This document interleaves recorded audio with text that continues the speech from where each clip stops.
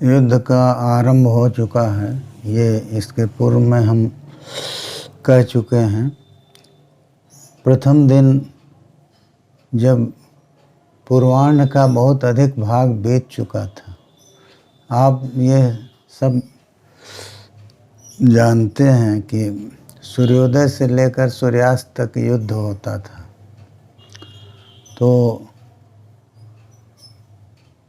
युद्ध का समय पूर्वाह्न का बहुत अधिक बीत चुका था, इतने कह रहे हैं। गत पूर्वाह्न भूयिष्ठे तस्मिन् नः निदारुणे वर्तमाने तथा रौद्रे महावीर मरक्षये। रौद्र संग्राम चल रहा था और वीरों का क्षय हो रहा था। तो भीष्म की रक्षा में दुर्मुख कृतवर्मा, कृपाचार्य, शल्य, विविंशति ये सब लोग थे, क्योंकि दुर्योधन ने उन्हें भीष्म की रक्षा के लिए कह रखा था। तो जब पांडवों की सेना भीष्म बहुत ही संरंभ से आग्रह पूर्वक नष्ट कर रहे थे, तो पांचाल और लिखा है कि चेदिकासि करुषेषु पांचालेषु च भारत भीष्मस्य बहुधा तालस चलत केतुरधिष्ठित।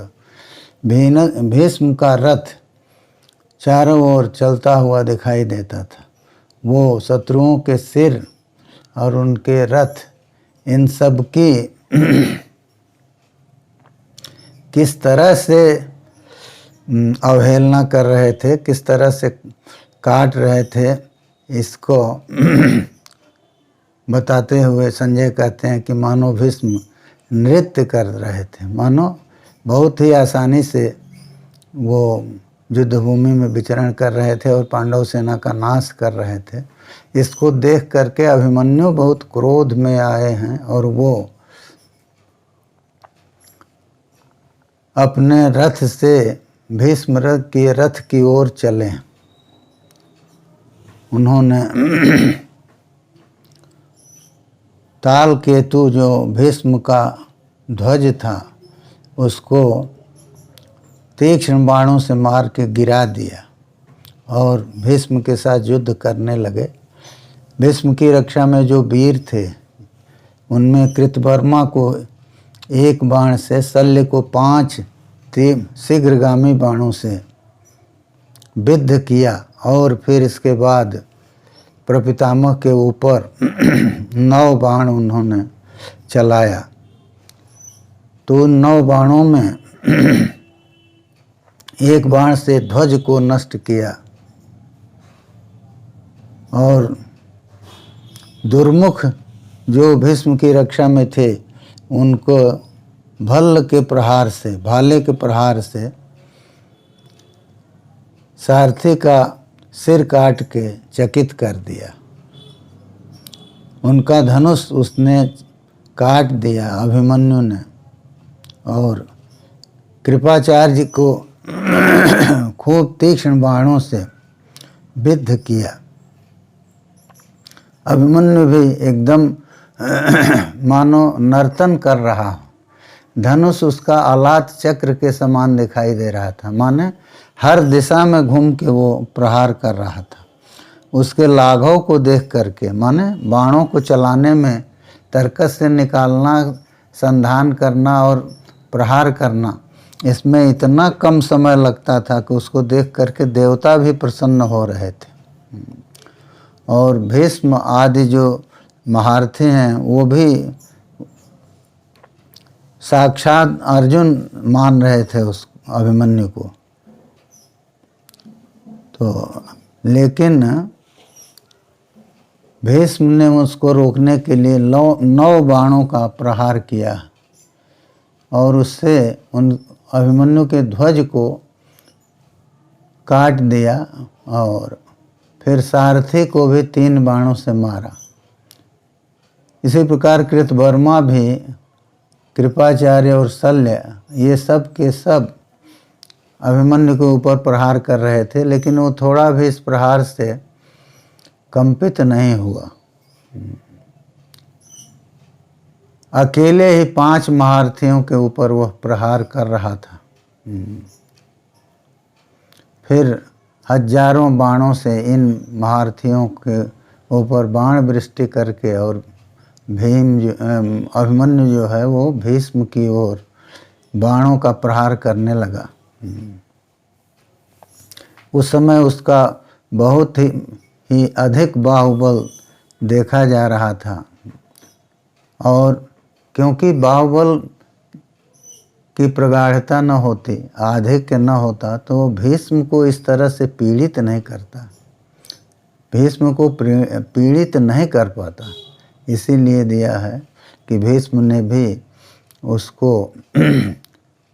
अपने प्रहारों से घायल करने का प्रयास किया, और अभिमन्यु भीष्म के धनुष से आए हुए बाणों को विमुख करता जा रहा था, काटता जा रहा था।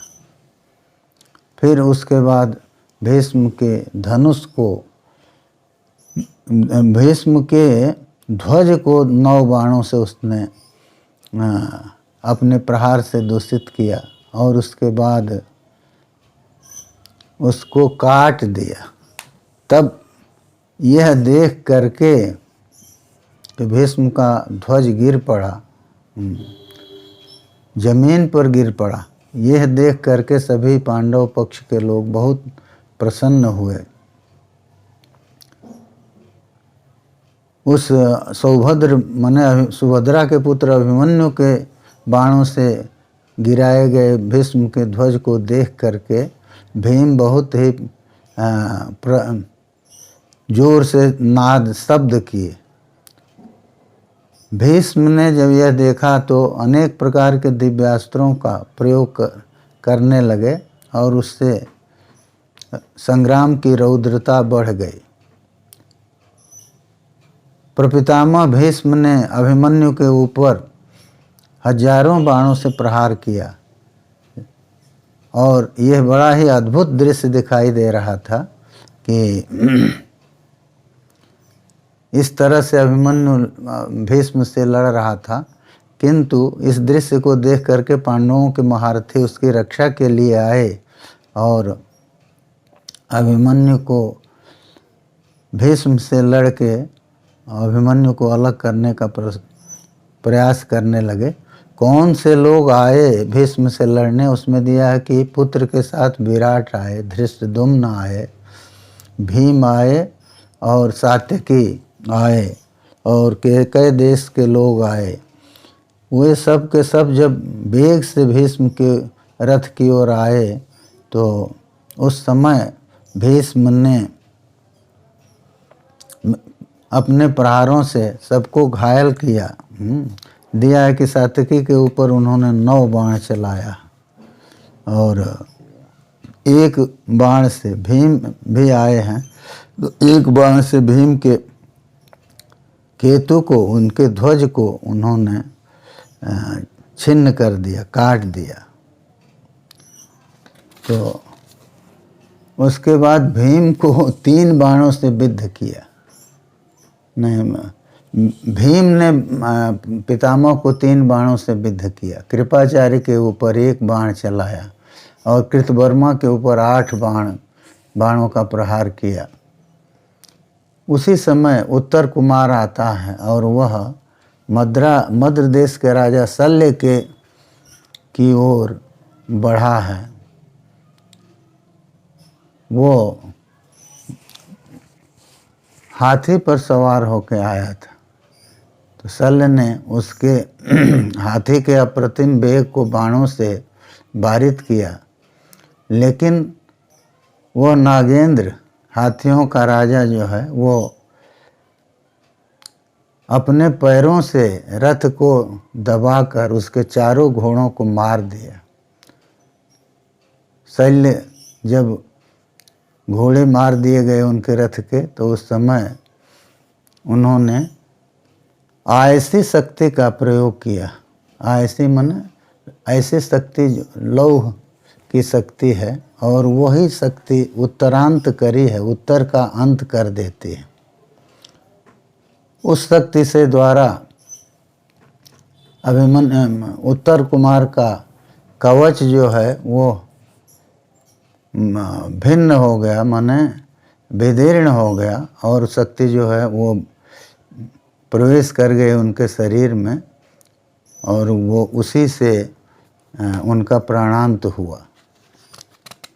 इसके बाद शल्य ने असी के प्रहार से, तलवार के प्रहार से हाथी के सूंड को काट दिया, और वह बहुत आर्त स्वर करता हुआ, चिघाड़ता हुआ गिर के मर गया। इसके बाद शल्य जो हैं कृतवर्मा के रथ पर चले जाते हैं, लेकिन उत्तर के मारे जाने के बाद उसके भाई जो हैं श्वेत, उत्तरम वही हतम दृष्ट्वा वैराटिर भ्रातरम तदा कृतवर्मणा च सहितम दृष्ट्वा शैल्यम अवस्थितम। श्वेत ने ये देखा कि उत्तर तो मार दिया गया और शल्य जो हैं वो कृतवर्मा के रथ पर अवस्थित हैं, तो ये देख करके कि हमारे भाई का हत्यारा हमारे सामने रथ पर बैठा हुआ है, शंख को बहुत ही क्रोध हुआ है, और उसने अपने बाणों से मद्राधिप को, मद्र देश के राजा शल्य को विद्ध करना शुरू किया। चारों ओर से उसने घेर लिया। जब इस तरह से वो बाण वृष्टि कर रहा था, तो उस समय संजय कहते हैं कि धृतराष्ट्र से कि आपके 7 महारथी जो हैं वो चारों ओर से आकर के और श्वेत को घेरते हैं। श्वेत जो हैं वो सेनापति हैं, तो जो विराट की सेना है उसके सेनापति हैं वो, तो वो इस तरह से क्रुद्ध थे, शल्य को मारना चाहते थे, तो आकर के 7 महारथियों ने घेर लिया, और मद्रराज जो है मद्र नरेश की रक्षा करने लगे, क्योंकि वो देख रहे थे कि मानो वो मद्रराज जो हैं श्वेत की दांतों के भीतर चले गए। तो ये लोग आए, बृहदबल आए, जयसेन जो मगध देश के थे, कौशल देश के बृहदबल थे, और शल्य के पुत्र जो रुक्मरथ हैं वो भी आए हुए हैं। तो इस तरह से लोग आकर के और मद्र नरेश की रक्षा के में तत्पर हो गए। सिंधुराज सैंधव जयद्रथ जो है वो भी आया हुआ है, और इस तरह से वो लोग शल्य की रक्षा में श्वेत के ऊपर प्रहार करने लगे। लिखा है तेत बाणमयम वर्षम श्वेत मूर्धन्य पातयन, तो बाणमय वर्षा वो लोग श्वेत की मूर्धा पर करने लगे। तेत बाणमयम वर्षम श्वेत मूर्धन्य अपातयन। तो इसके बाद श्वेत ने क्रोध में आकर के 7 भालों से उनके धनुष जो हैं उनको काट दिया और उनका फिर मर्दन शुरू किया। तो लेकिन वो लोग बहुत जल्दी ही दूसरे धनुष ले लिए और उसके बाद श्वेत के ऊपर बाण वृष्टि करने लगे। तो पुनः वह वीर श्वेत जो है वह 7 भालों के द्वारा, कहते हैं कि उनके चापों, उनके धनुष जो हैं उनको पुनः काट दिया, प्रत्यंचा को काटा। तो फिर वो लोग जो हैं रथ शक्ति को लेकर के और भैरव नाद करने लगे। सभी के सभी जो हैं श्वेत के रथ की ओर आने लगे। तो वो लोग सभी के सभी 7 भालों से प्रहार किए दिया है श्वेत के ऊपर, लेकिन उस समय जो है प्रहार तो उन्होंने किया, शक्ति से प्रहार किया, लेकिन श्वेत ने से उसको जो है काट दिया। इसके बाद सर्वकाय विदारणम सरम आदाय लिखा है कि ऐसा बाण उसने लिया जो कि संपूर्ण शरीर को विदीर्ण करने वाला था। तो उसने शल्य के पुत्र रुक्मरथ के प्रति उसको भेजा, चलाया है उस बाण को। तो उसके देह में जब वो बाण आया है तो वह वज्रातिगो महान, वो वज्र की तरह प्रहार उसका लगा। और फिर रुक्मरथ जो है जब बाण से बहुत अधिक पीड़ित हो गया तो वो युद्ध भूमि में रथ में ही मूर्छा को प्राप्त हो गया। तो उसको जब मूर्छित देखा तो सारथी जो है उसको युद्ध भूमि से बाहर ले गया। फिर उसके बाद अन्य जो 6 महारथी थे उनको श्वेत ने उनसे लड़ना शुरू किया और उनके ध्वज शीर्ष को गिरा दिया। ध्वज शीर्ष माने ध्वज का ऊपरी भाग जो है उसको बाण से काट के गिराया। उनके घोड़ों को विद्ध करके बाणों से, और उनके सारथी जो हैं उनको भी बहुत पीड़ित किया। और फिर इसके बाद वो शल्य के रथ की ओर गया। तब फिर बड़ा हलाहल शब्द हुआ कि माने सेनापति जो है श्वेत वो तो बहुत तेजी से शल्य के रथ की ओर आ रहा, क्योंकि शल्य ने ही उसके भाई उत्तर का वध किया था। तो जब सेनापति की श्वेत जो है सेनापति था ना विराट की सेना का, तो जब भी शल्य की ओर बढ़ रहा था तो उस समय भीष्म की रक्षा में जो लोग थे वो सब के सब भीष्म के साथ ही वो श्वेत के रथ की ओर चल पड़े। और संजय कहते हैं कि आपके पुत्र माने दुर्योधन भी उसमें था, वो भी आया और आ करके सबने लड़ करके, और लिखा है कि मृत्युरास्यम अनुप्राप्तम मद्राजम अमोचयत। कह रहे हैं कि उस आ करके सब लोग जो हैं वो इनके साथ इनसे घिरे हुए दुर्योधन ने आकर के और शल्य को मृत्यु के मुख से मानो छुड़ा लिया। तो मृत्यु के मुख से उसको तो छुड़ाया, लेकिन युद्ध तो बहुत तीव्र युद्ध हुआ है उस समय। और संजय कहते हैं कि आपके लोग और जो प्रतिपक्ष के लोग हैं ये सब लोग जो हैं एकदम क्रोध में आकर के लड़ रहे थे।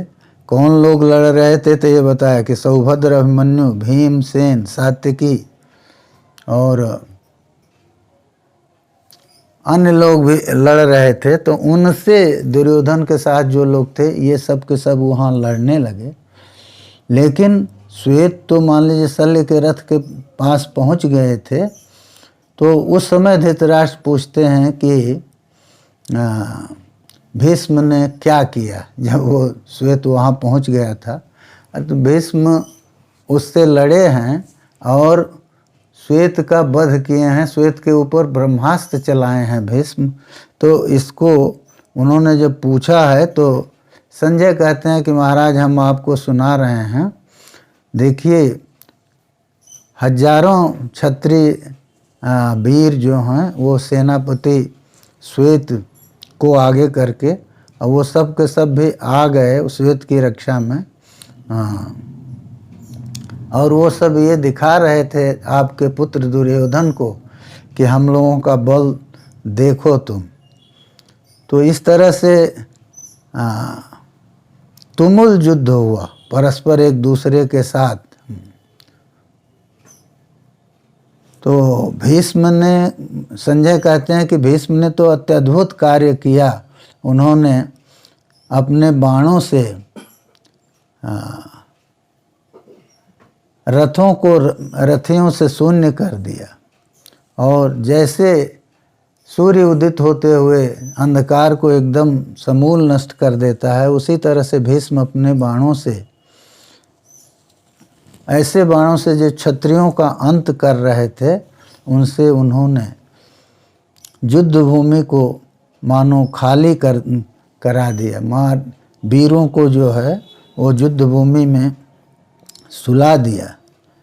तो दिया है कि सैकड़ों सिर वो भूमि में गिर पड़े, और कितने ही हाथी और कितने ही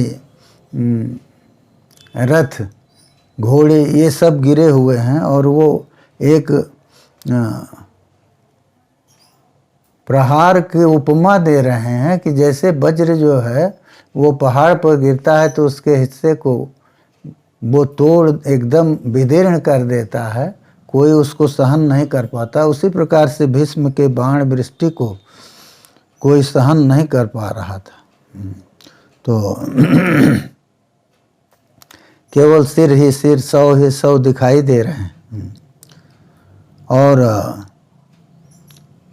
कह रहे हैं कि बहुत से लोग भूमि में वीर सैया में सो रहे हैं, और बहुत से लोग दौड़ते हुए गिर पड़े, फिर उठे, उठ के फिर दौड़ रहे हैं, और इस तरह से द्वंद्व युद्ध को प्राप्त कर रहे हैं। तो ये सब देख करके दे रहे हैं कि क्या भीष्म के युद्ध की उपमा क्या दी जाए। तो कहते हैं आहतः कोपि नैवासीत भीष्मे निघ्नति सान्त्रवान्। कह रहे हैं कि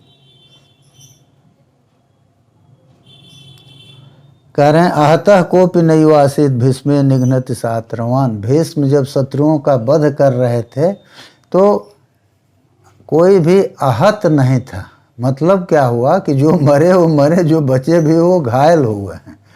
तो आहत कोई नहीं था, ऐसा कोई नहीं है जो जिसके ऊपर प्रहार न हुआ हो। लेकिन कहते हैं कि श्वेत जो है वो आकर के वहाँ लड़ रहा था। अब वो भी कुरुवंश के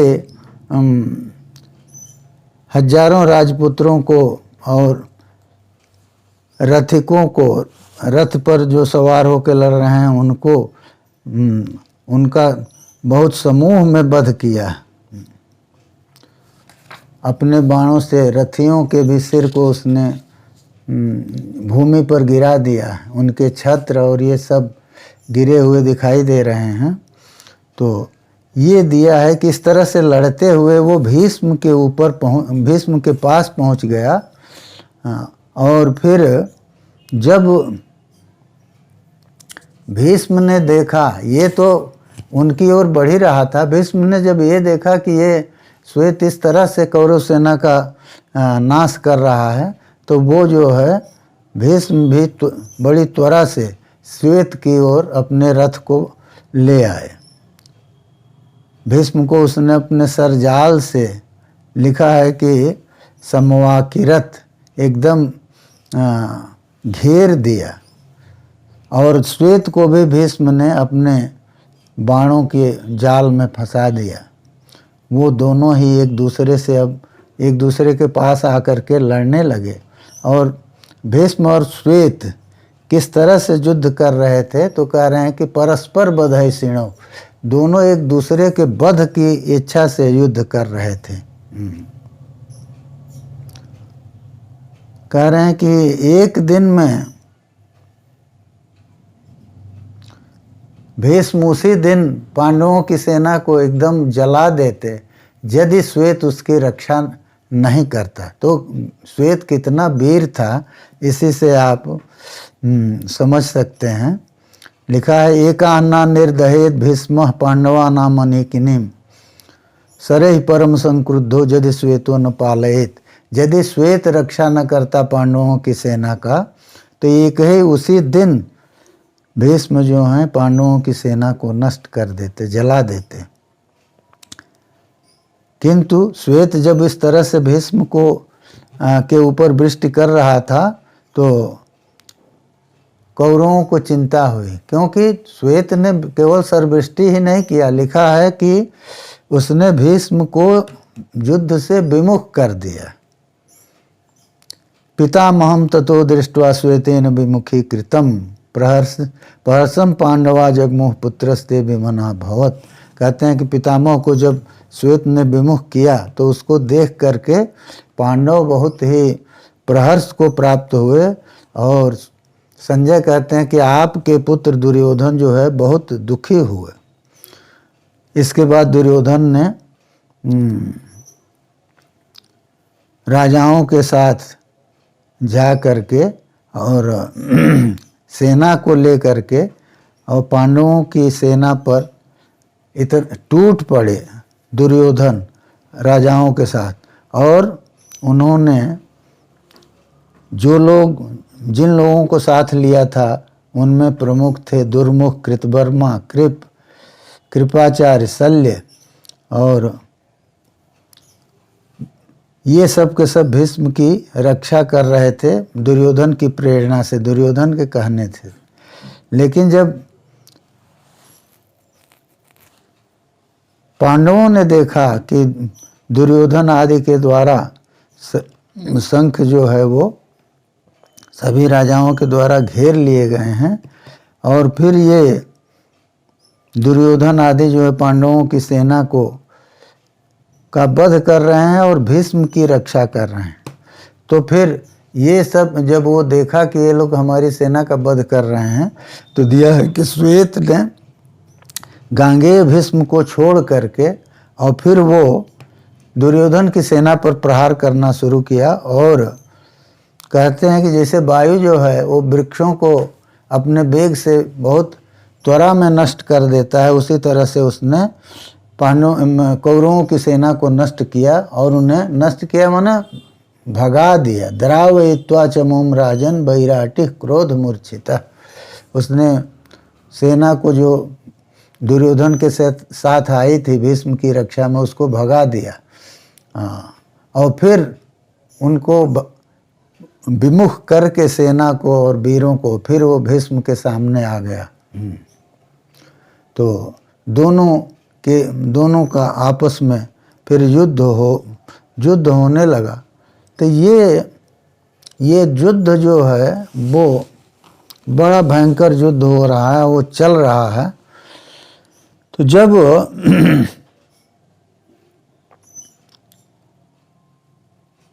इस युद्ध का परिणाम आने को हुआ तो उस समय दे रहे हैं कि जब हंसते हुए गांगेय के पास भीष्म के पास श्वेत आता है, क्योंकि सभी लोग जब भीष्म को उसने विरथ किया, युद्ध तो बहुत चला और बहुत से लोग मारे गए, बहुत से लोग युद्ध भूमि छोड़ के भगे। लेकिन लिखा है कि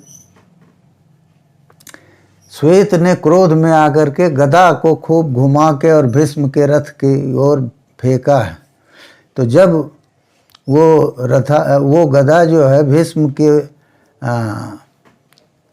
रथ पर गिरी है तो उससे क्या हुआ, वो रथ जो है भस्मसात हो गया। और कैसे हुआ, सध्वजा सहसूतेन शाश्वत सजुग बंधु रहा। तो ध्वज और सारथी और अश्व सभी उस गदा से मारे गए। और दिया है कि भस्मसात कृता माने वो जल के राख हो गया। भीष्म विरथ हो गए। तो इस तरह से भीष्म को विरथ देख करके और फिर शल्य आदि राजा जो हैं वो एक साथ उधर की ओर दौड़े हैं। भीष्म फिर अन्य रथ पर आ करके और धनुष उठाकर लड़ने लगे।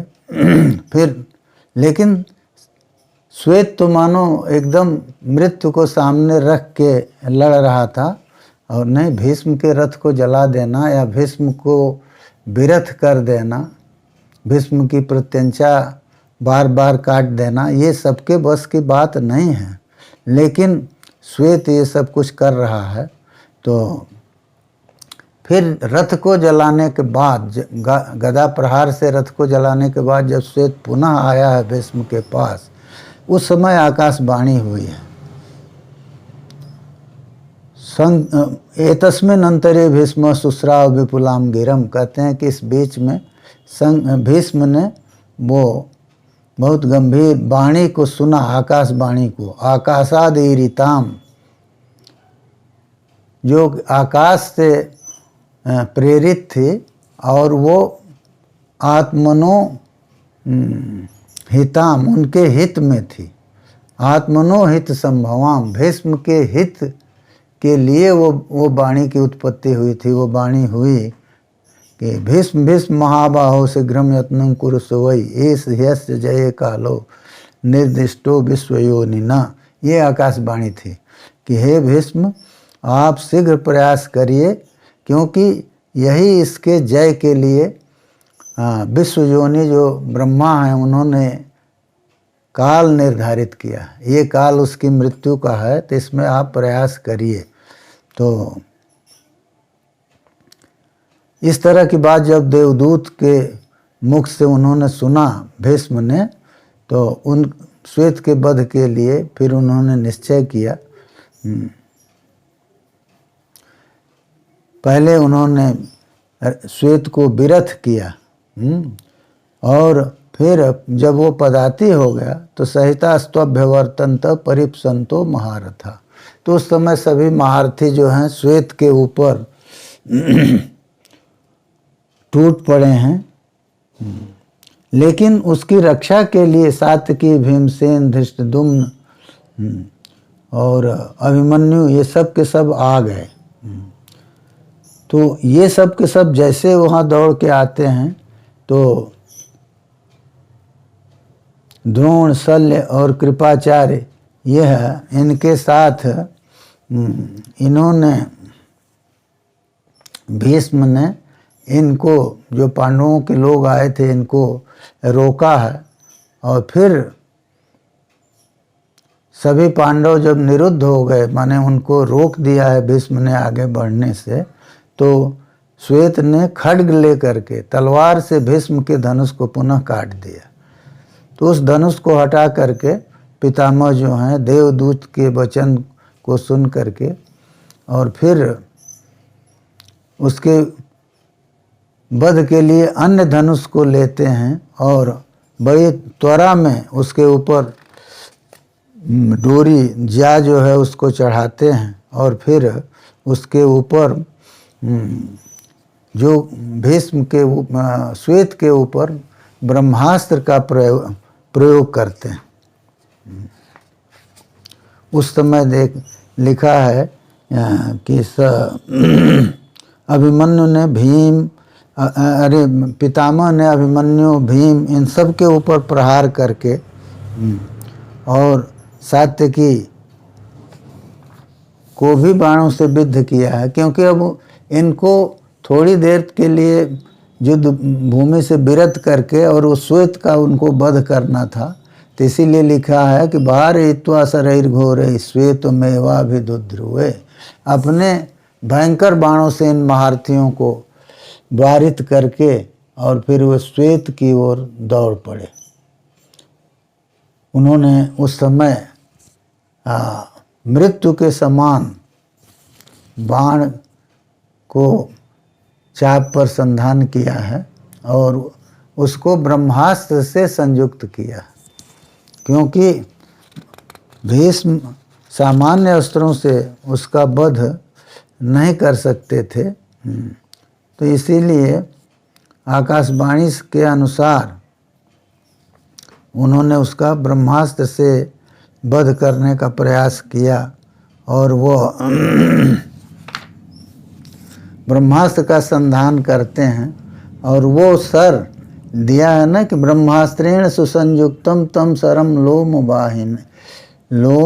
वाहिनम, तो वो ब्रह्मास्त्र से संयुक्त किया है उस सर को, और देवता, गंधर्व, सब, पिशाच, उरग, राक्षस, सब लोग उसको देख रहे हैं और वो बाण जैसे ही धनुष से छूटा है तो वो श्वेत के कवच का भेदन करके और धरती के भीतर चला गया। जैसे वज्र जो है वो अपने लक्ष्य को चीरता हुआ निकल जाता है, उसी तरह से।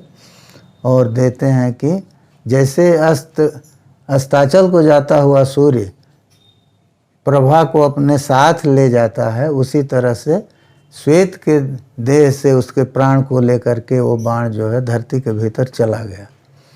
तो भीष्म ने उसको इस तरह से युद्ध में मारा और वो उसके बाद भी वो शांत नहीं हो रहे हैं। पांडव लोग और सभी क्षत्रिय जो हैं वो शोक कर रहे थे श्वेत के वध से, लेकिन संजय कहते हैं कि आपके पुत्र और कुरुवंश के लोग बहुत ही प्रसन्न थे। लेकिन उस समय अर्जुन आते हैं, क्योंकि आगे जो युद्ध बढ़ता है तो धृतराष्ट्र ने पूछा है कि श्वेत के मरने के बाद, मारे जाने के बाद पांडवों ने क्या कहा, क्या किया। तो संजय ने कहा कि हे राजन, आपने जो अनीति किया है उसका फल सुनिए, उसको हम बता रहे हैं। श्वेत के मारे जाने के बाद आपका और आपके जो शत्रु हैं उनका सबका युद्ध हुआ, पुनः भीषण संग्राम हुआ और कृतवर्मा के साथ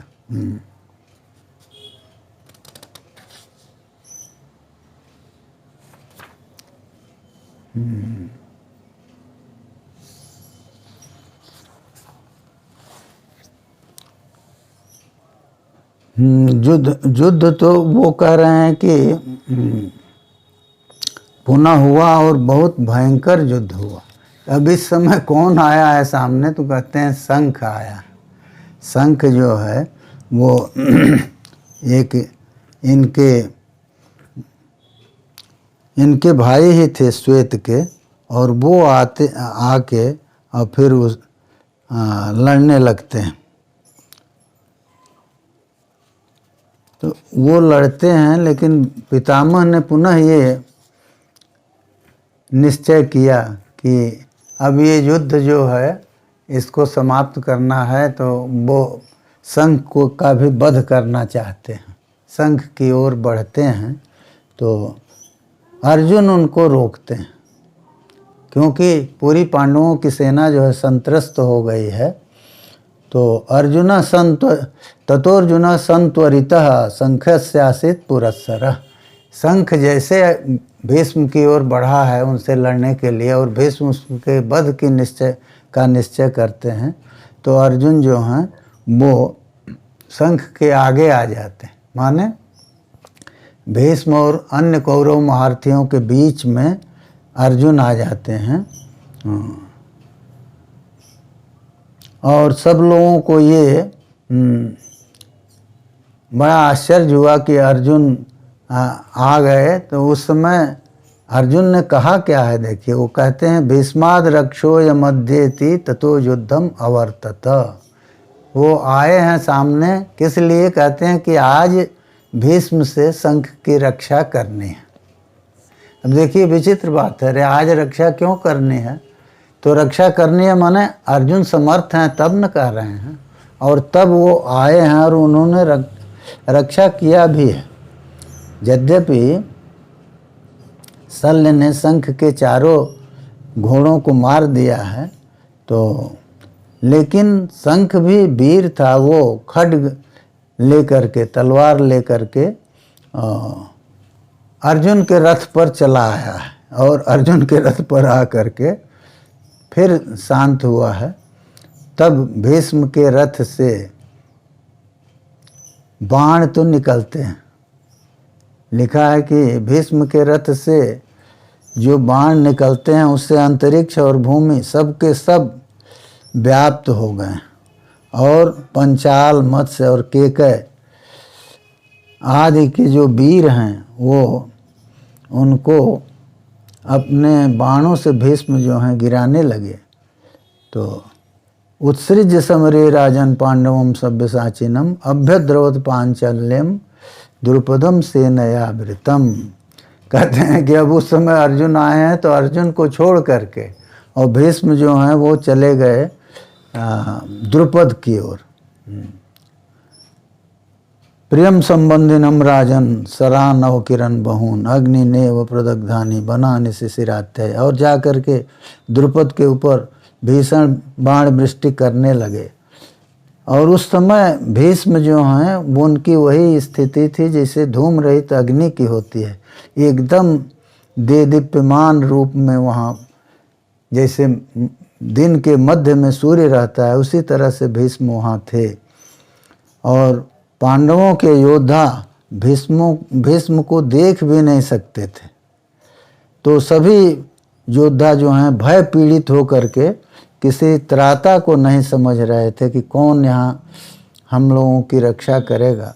जैसे शीत से पीड़ित गायें पीड़ित होती हैं उसी तरह से युधिष्ठिर की पूरी सेना भीष्म के सर से पीड़ित हो रही थी।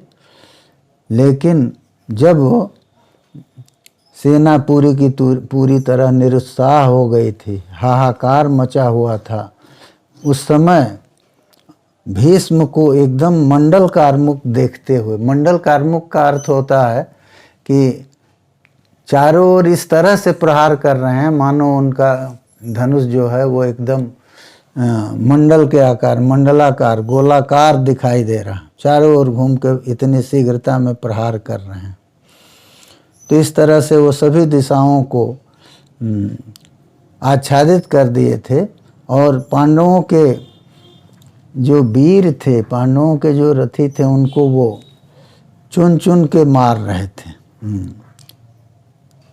लेकिन इसी समय सूर्यास्त होता है और युद्ध का जो है अवहार घोषित होता है, युद्ध बंद हो जाता है। तो पांडवों के अन्य वीर जो हैं वो भीष्म को नहीं रोक सकते थे। लेकिन अर्जुन जो शंख के सामने आ गए और अर्जुन लड़ना चाहते थे तो भीष्म जो हैं अर्जुन को छोड़ के और उधर चले गए द्रुपद की ओर।